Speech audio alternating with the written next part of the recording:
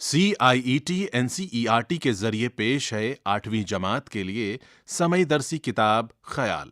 صفحہ نمبر 159، سبق 16، پیغام رسانی۔ اس صفحے کے بائیں جانب ایک QR کوڈ دیا گیا ہے جسے اسکین کر کے آپ سبق سے متعلق مزید معلومات حاصل کر سکتے ہیں۔ پیغام رسانی ہماری زندگی کا اٹوٹ حصہ ہے۔ پیغام رسانی کی ہماری زندگی میں غیر معمولی اہمیت رہی ہے۔ اس کی غیر موجودگی سے بہت سے مسائل پیدا ہوتے ہیں۔ اس کا احساس ابتدا ہی سے رہا ہے، لہٰذا اس اہم انسانی ضرورت کی تکمیل کے لیے مختلف ادوار میں مختلف تدابیر اختیار کی گئی ہیں۔ ڈاک کا نظام شروع میں صرف پیغام بھیجنے اور موصول کرنے تک محدود تھا، لیکن وقت کے ساتھ ترقی کر کے یہ محکمہ اب بہت سارے کام انجام دے رہا ہے۔ صفحے کے دائیں جانب ایک ڈاک خانے کی تصویر دی گئی ہے جس کے سامنے ایک ڈاکیے کی تصویر ہے۔ ڈاک خانے کے ساتھ ہی پوسٹ باکس کی تصویر بھی دی گئی ہے۔ ہندوستان میں ڈاک نظام کی ابتدا 1766 میں ایسٹ انڈیا کمپنی کے زیر نگیں لارڈ کلائیو نے کی۔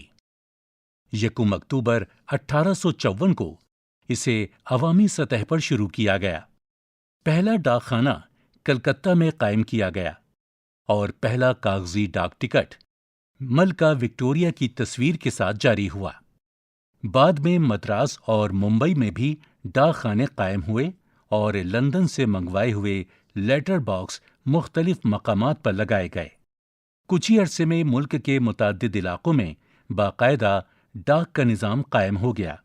ہندوستان میں بعض انوکھے ڈاک خانے بھی بنائے گئے۔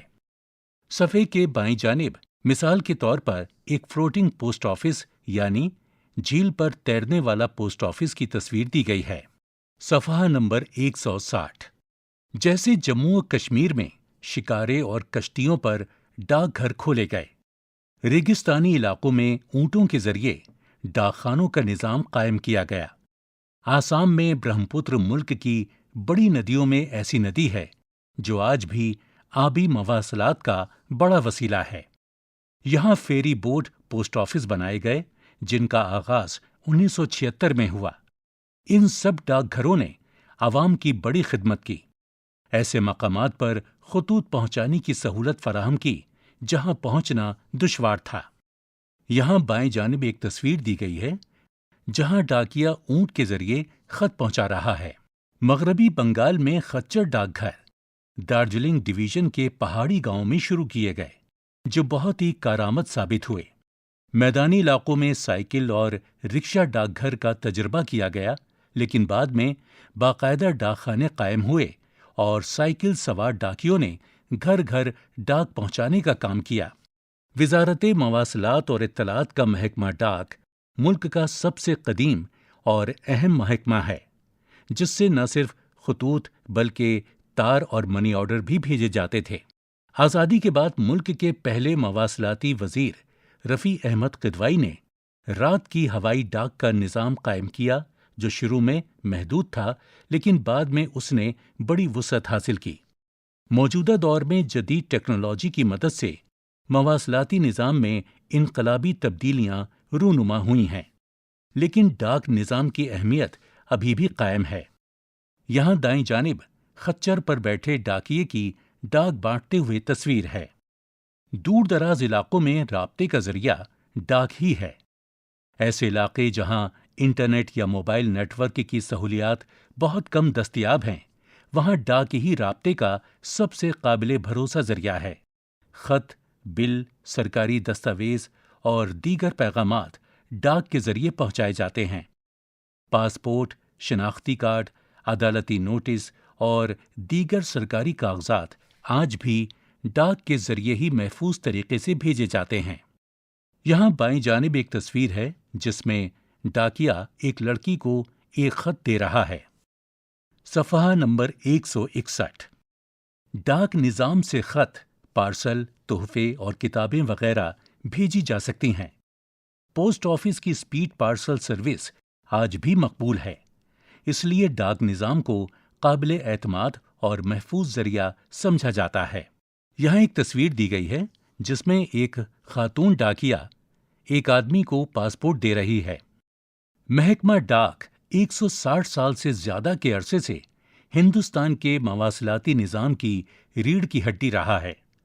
اس نے ملک کی سماجی، اقتصادی ترقی میں اہم کردار ادا کیا ہے۔ بتدریج ان خدمات میں ترقی اور توسیع ہوتی رہی ہے۔ گزشتہ 10-12 برسوں میں ان سہولیات میں خاصی تیزی اور بہتری دیکھی گئی ہے۔ پہلے اگر ملک کے لاکھوں شہری ان سہولیات سے مستفید ہوتے تھے تو اب ان کی تعداد بڑھ کر کروڑوں تک پہنچ گئی ہے۔ پہلے اگر سینکڑوں دیہی علاقے ڈاک کی سہولیات سے فیضیاب ہوتے تھے تو اب ایسے لاکھوں دور دراز کے علاقے فیضیاب ہو رہے ہیں۔ جو پہلے ان سہولیات سے محروم تھے، انفارمیشن ٹیکنالوجی نے جو انقلابی سہولیات کا اضافہ کیا ہے، ان سے ڈاک خانے کی خدمات میں بھی قابل قدر تیزی آئی ہے اور رفتار میں بھی حیرت انگیز تبدیلی پیدا ہوئی ہے۔ بہت سی بینکنگ اور پوسٹل خدمات اب گھر بیٹھے حاصل ہو جاتی ہیں۔ دہلی کے شاستری بھون میں ملک کا پہلا خواتین ڈاک گھر شروع ہوا۔ یہ مارچ 2013 میں شروع کیا گیا۔ ہندوستان کی پہلی خاتون ڈاکیا اندراوتی ہیں، جن کا تقرر دہلی کے کناٹ پلیس ڈاک گھر میں ہوا تھا۔ محکمہ ڈاک میں بڑے پیمانے پر جدید مواصلاتی ٹیکنالوجی پروجیکٹ کے آغاز کے بعد صورتحال میں زبردست تبدیلی آئی ہے۔ اس صفحے کے بائیں جانب ایک ڈاکخانے کی تصویر دی گئی ہے جس میں کچھ لوگ مواصلاتی خدمات حاصل کر رہے ہیں۔ ساتھ ہی ایک بورڈ ہے جس پر پوسٹ آفس میں چلنے والی اسکیموں کی فہرست دی گئی ہے، جیسے سکنیا سمردھی، جن دھن، پی پی ایف اور NSC وغیرہ۔ صفحہ نمبر 162۔ محکمہ ڈاک نے اپنے ڈاکخانوں کے وسیع نظام کو بغیر رکاوٹ کے ایک مرکزی بینکنگ پلیٹ فارم سے جوڑ دیا ہے، جو صارفین کو ملک بھر میں انٹرنیٹ بینکنگ، ای پاس بک، NEFT، RTGS کے ذریعے کئی جدید بینکنگ سہولیات فراہم کر رہا ہے۔ پہلے پینشن یافتگان کو اپنے لائف سرٹیفکیٹ دینے کے لیے سال میں ایک مرتبہ بینک یا پوسٹ آفس میں حاضری دینی پڑتی تھی۔ اب ڈاک کے ذریعے IPPB کی مدد سے ڈیجیٹل سرٹیفکیٹ یعنی DLC خدمات نے اس مشکل کو بھی آسان کر دیا ہے۔ محکمہ ڈاک نے شہریوں کے فائدے کے لیے پاسپورٹ اور آدھار فراہم کرنے کے لیے وسیع پوسٹل نیٹ ورک مہیا کر دیا ہے۔ 430 سے زیادہ ڈاک خانے پاسپورٹ سیوا کیندر POS کے کھولے گئے ہیں۔ یہ کیندر وہی سہولیات فراہم کرتا ہے جو کسی بھی پاسپورٹ سیوا کیندر کے ذریعے مہیا کی جاتی تھیں۔ اب یہ بھی آن لائن پورٹل سے منسلک ہو گئے ہیں۔ ڈاک خانے موجودہ دور میں شہریت ترمیم قانون کے تحت تارکین وطن کو رجسٹریشن کی خدمات بھی فراہم کر رہے ہیں۔ ادارہ۔ صفحے کے دائیں جانب ایک پوسٹ آفس کی تصویر ہے جس میں کچھ صارفین ڈیجیٹل بینکنگ ہب کی خدمات حاصل کر رہے ہیں۔ صفحے کے نیچے ایک بزرگ آدمی کی تصویر ہے جو ڈاکیے سے اپنی پینشن حاصل کر رہا ہے۔ صفحہ نمبر 163۔ لفظ و معنی۔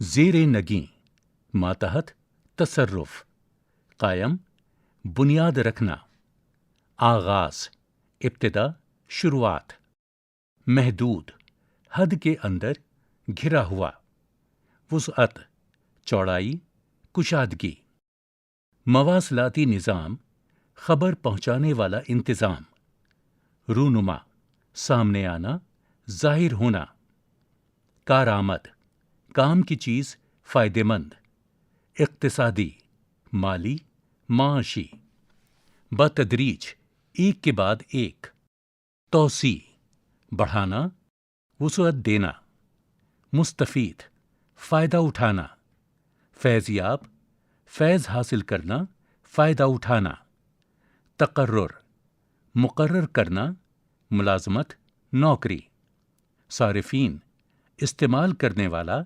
صارف کی جمع، یافتگان پانے والا حاصل کرنے والا، منسلک جڑا ہوا وابستہ، تارکین وطن، وطن چھوڑنے والے لوگ، ترمیم، اصلاح، درستی، تبدیلی۔ صفحے کے بائیں جانب ایک پرانے ڈاک لفافے، ایک انتردیشی پتر اور ایک پوسٹ کارڈ کی تصویر دی گئی ہے۔ صفحہ نمبر 164۔ غور کیجیے، ہندوستان میں ڈاک نظام 1766 میں قائم ہوا اور پہلا ڈاک گھر کلکتہ میں کھولا گیا۔ 1877 میں پارسل سروس، 1879 میں پوسٹ کارڈ، 1880 میں منی آرڈر اور 1911 میں الہ آباد سے پہلی ہوائی ڈاک کی شروعات ہوئی۔ ہمارے ملک میں 1986 میں اسپیڈ پوسٹ سروس شروع کی گئی۔ خوشبودار ڈاک ٹکٹ ہندوستان میں پہلی بار 2006 میں جاری کیے گئے، جس میں گلاب اور چندن کی خوشبو تھی۔ قومی ڈاک عجائب گھر یعنی میوزیم دہلی میں واقع ہے۔ یہاں پوری دنیا بھر کے ٹکٹوں کا انوکھا ذخیرہ ہے۔ یہ میوزیم ڈاک بھون سردار پٹیل چوک، نئی دہلی میں ہے۔ ڈیجیٹل ٹیکنالوجی کے استعمال سے ڈاک خانے کی خدمات میں متعدد نئی سہولیات کا اضافہ ہوا ہے، جیسے on line banking, E pass book, NEFT اور RTGS وغیرہ۔ بہت سے ڈاک خانے 24 گھنٹے اور روز کھلے رہتے ہیں۔ سوچئے اور بتائیے۔ 1. دور دراز علاقوں تک ڈاک کی رسائی کے لیے کیا طریقے اپنائے گئے؟ 2. اطلاعات و نشریات تک وزارت نے ڈاک نظام کو کس طرح مستحکم کیا؟ 3. موجودہ دور میں ڈاک کے نظام میں کیا تبدیلیاں آئی ہیں؟ 4. موجودہ دور میں ڈاک خانہ شہریوں کو کون سی سہولیات مہیا کر رہا ہے؟ یہاں بائیں جانب منی آرڈر کے فارم کی تصویر دی گئی ہے۔ یہاں لکھے وضاحتی فقرے کے لیے ایک لفظ لکھیے۔ 1. خط پہنچانے والا کارندہ، خالی جگہ۔ 2. خط ڈالنے کی جگہ، خالی جگہ۔ 3. خطوط کی تقسیم کا نظام چلانے والا گھر، خالی جگہ۔ 4. لفافے پر چسپاں کیا جانے والا ٹکٹ، خالی جگہ۔ صفحہ نمبر 165۔ 5. بذریعہ ڈاک پیسہ روانہ کرنا، خالی جگہ۔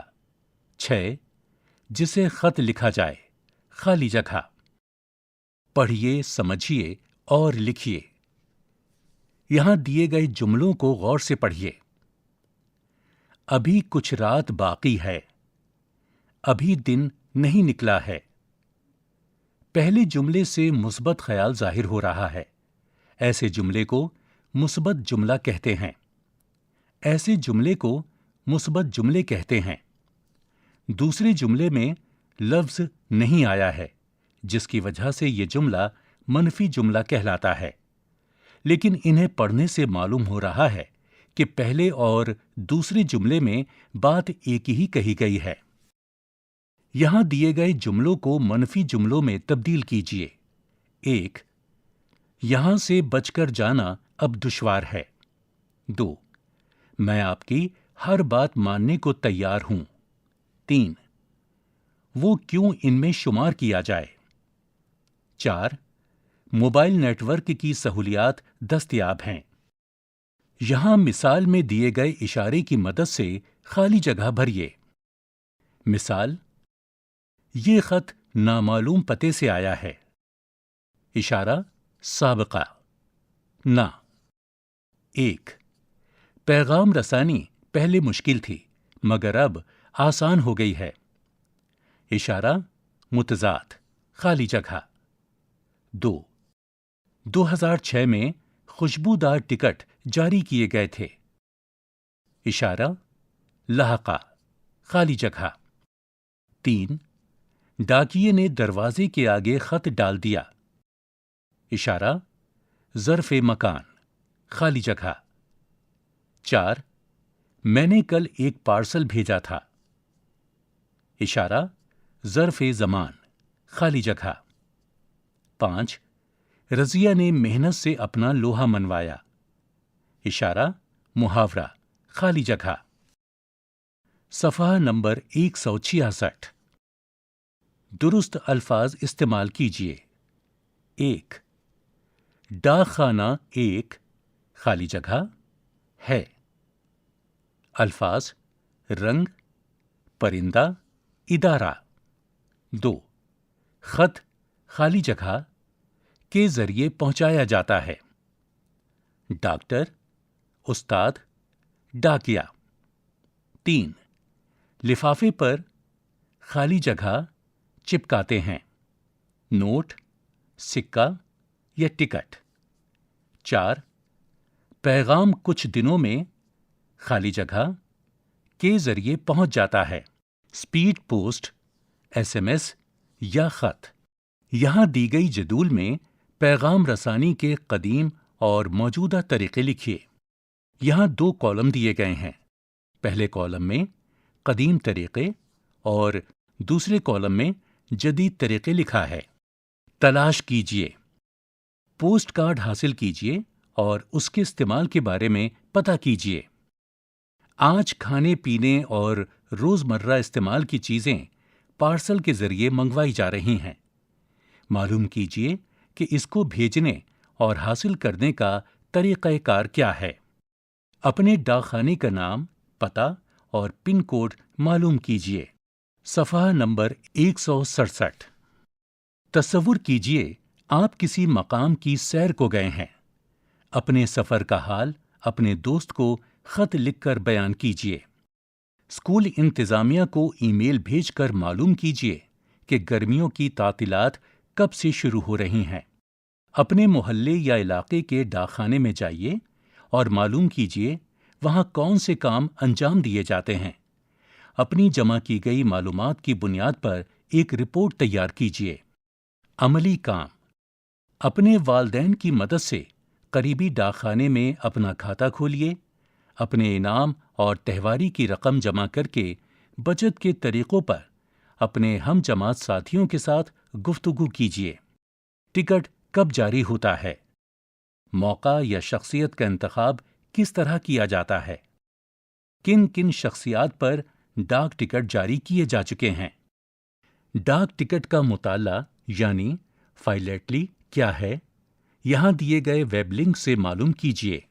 www.postagestamps.gov.in/philately۔ اپنے علاقے کے ڈاکیے سے گفتگو کیجیے اور ڈاک نظام کے بارے میں معلومات حاصل کیجیے۔ یہاں صفحے پر مختلف ڈاک ٹکٹوں کی تصویریں دی گئی ہیں۔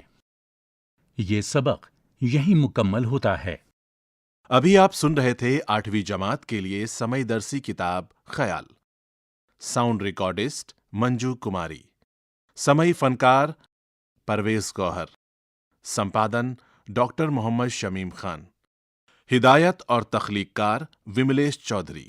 یہ کتاب CIET NCERT نئی دلی، بھارت کے ذریعے پیش کی گئی۔